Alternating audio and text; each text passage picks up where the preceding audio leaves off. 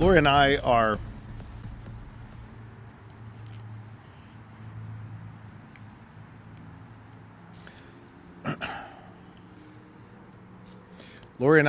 overwhelmed by the prayers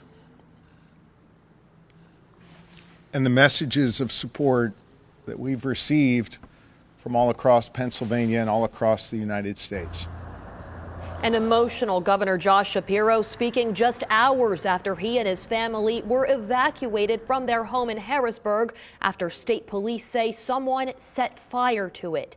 Good evening. I'm Mallory Metzner. An arson investigation is underway after a fire early this morning at the governor's mansion. Governor Shapiro and his family were all evacuated after gathering for the first night of Passover. State police say a Dauphin County man turned himself in and is now in custody. The big question tonight, how does someone scale a fence and get into the house? Our Mackenzie Jarrell has been on scene all day. She joins us live from outside the governor's residence with the latest. Mackenzie. Mallory, as you can see here, there is now some fire cleanup and restoration trucks on scene of the governor's residence. Earlier today, we did hear from the governor and Pennsylvania State Police, who say the suspect is 38-year-old Cody Balmer of Harrisburg. And Dauphin County District Attorney Fran Chardo says he faces multiple charges. At approximately 2 o'clock in the morning, while my family and I were asleep upstairs here at the governor's residence, one of the state troopers assigned to our detail banged on our door, woke us up and told us we had an emergency and needed to leave immediately. Just hours after Governor Shapiro and his family celebrated the first day of Passover, state police say a man broke into the governor's residence and set it on fire. This kind of violence is becoming far too common in our society.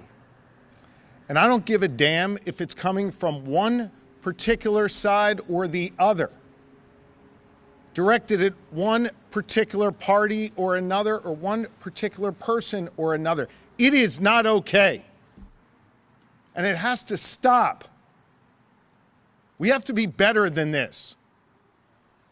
And we have a responsibility to all be better. This incident also affecting community members. I find that very shocking. That's all I could say. See, I'm not quite sure what to feel about it. A nearby rabbi. It is the most horrific of crimes to take someone when they're most vulnerable and they're most celebratory, and to take something so sacred and turn it into such a tragedy.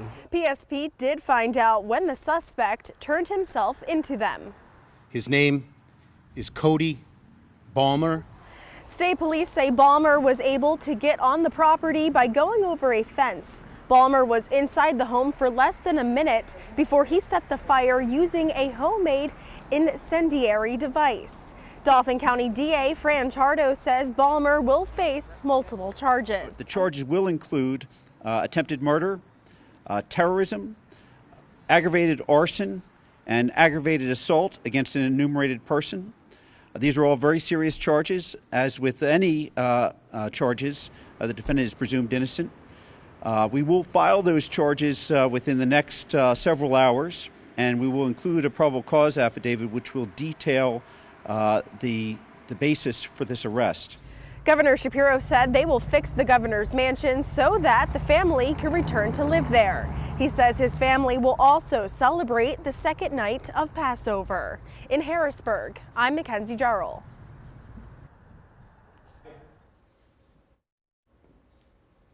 Reaction is pouring in after the fire. Lieutenant Governor Austin Davis says he won't speculate on motivations, but says that targeting elected officials and their families with violence is never the answer. A similar sentiment from PA House Republican leader Jesse Topper, also condemning the alleged arson attack, calling it beyond disturbing. Senate Democratic leader Jay Costa echoing that, saying what happened is unacceptable and disgusting on the first night of Passover. Even former Governor Tom Ridge commenting, saying whoever is responsible for this alleged attack must be held responsible. He called the images of his former home of 8 years heartbreaking.